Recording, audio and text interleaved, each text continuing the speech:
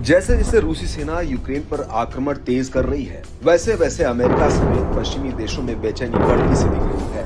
Современные, эффективные армия и флот. हाल ही में रूसी राष्ट्रपति व्लादिमीर पुतिन ने बताया था कि रूस ने परमाणु क्षमता वाली अत्याधुनिक इंटरकॉन्टिनेंटल बैलिस्टिक मिसाइल सरमत सेना को सौंप दी है और उसे वॉर ड्यूटी में भी लगा दिया गया है।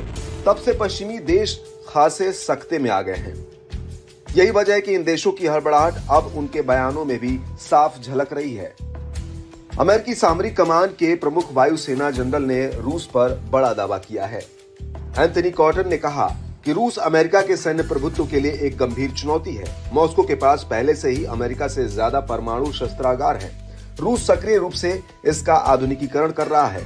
चीन के साथ मिलकर रूस कई क्षेत्रों में अमेरिका और उसके सहयोगियों के खिलाफ तेजी से अपनी स्थिति में सुधार कर रहा है।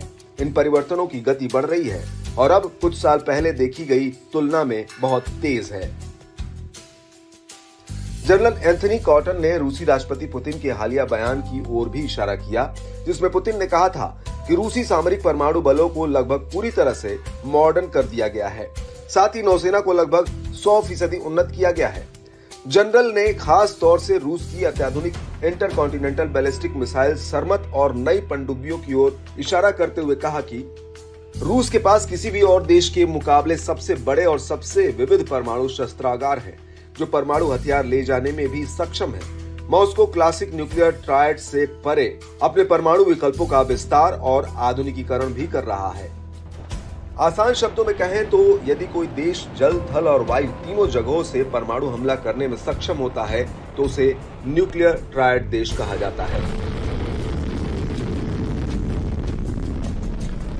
कॉटन ने चेतावनी देते हुए कहा कि अमेरिकी रणनीतिक ताकतें वर्तमान में ऐसी चुनौतियों का सामना कर रही हैं जिनका अमेरिका ने कभी सामना नहीं किया है। रूस, चीन मिलकर और साथ में नॉर्थ कोरिया और ईरान की परमाणु महत्वाकांक्षाओं, जटिलताओं की नई परतें जोड़ती है।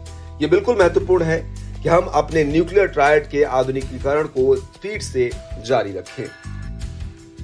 ऐसे में ये देखना काफी अहम रहेगा कि यूक्रेन पर जीत हासिल करने की राह पर चल रहे रूस के विजय रथ को रोकने के लिए पश्चिमी देश किस रणनीति के तहत कदम उठाते हैं।